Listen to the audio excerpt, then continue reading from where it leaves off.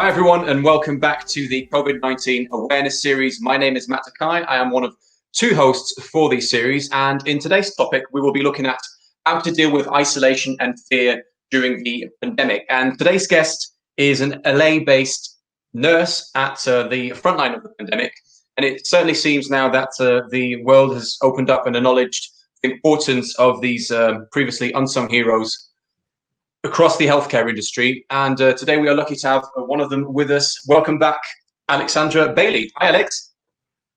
Hi, thank you so much for having me back. Thank you very much. Yeah, excellent. Well, Alex, I'd love to get right into the topic of things, as you have already previously mentioned a lot of issues going on currently. And you've been on the front line of the pandemic since the start. Could you just give us a little bit, of insight on how things have evolved, and also where things currently stand, according to your opinion? Yeah, I mean, COVID was definitely brought in by a storm. That's definitely for sure. And if you asked me during nursing school if I was training to become a pandemic nurse, I would never have believed you. A change that comes to mind is I see this every day. We have a no visitor policy for the patients. So that means that unfortunately family members can't come up and spend time with loved ones and kind of be there for them. So what that means for me is I am on the phone with family all day long, which is not necessarily a bad thing, but it is definitely an adjustment because it's very different than what it was before. Yeah, certainly. I mean, you mentioned it. A lot of people are isolated right now. And on Mhm. the topic of isolation, it seems to be that a lot of people are starting to realize that being surrounded by others is somewhat of a natural state of being, and that a lot of us have to come to terms with suddenly this sort of social loss. Yeah. Is, in your opinion, can spending time with ourselves, can that be something positive? If we look at the glass half full.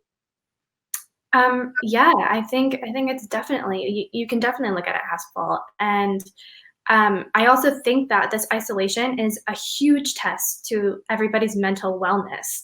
Um, I think it's an opportunity for people to explore their creative side. They have more time on their hands than they did before. Let's say you're not commuting to work anymore. You're working from home, and there's just a lot of things you can delve into, like music or writing or DIY art projects. And oftentimes people can be so consumed with their day-to-day routine that they don't branch out. And I think that this is the perfect opportunity to explore. Yeah, you just mentioned it, creativity, and that'll be a topic which we will be delving into a little more. Mhm. And then specifically on fear, I can imagine that in your job and all the related responsibilities that you that come along with it, there must be this constant feeling of ensuring that everyone is safe, ensuring everyone's safety.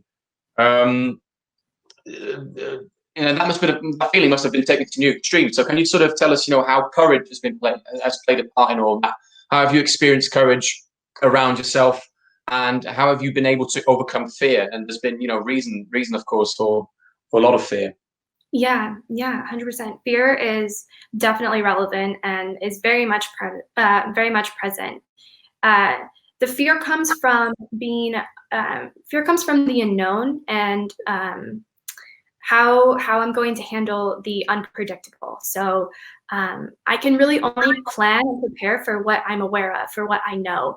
And sometimes things change very fast. And as healthcare workers, we need to be able to use our critical thinking to resolve the issues. And hopefully we have the right resources to do it. And in this case, the drastic change is COVID-19, and our resources are our PPE, which I can say that I'm very thankful for, that I do have, and that I can use. And in regards to courage, courage definitely plays a role. It's what keeps you going through it, right? It's what gets you up when you put your scrubs on. You make a vow that you're going to do everything in your power to keep your patients safe and healthy, and be kind, show up with a smile on your face, even though it's a pandemic and a hard time. And I'm not gonna lie, some days are much easier than others, but having coworkers that are going through the exact same thing as you can kind of bounce your thoughts off, and it's okay to have a bad day. Not every day is a bad day.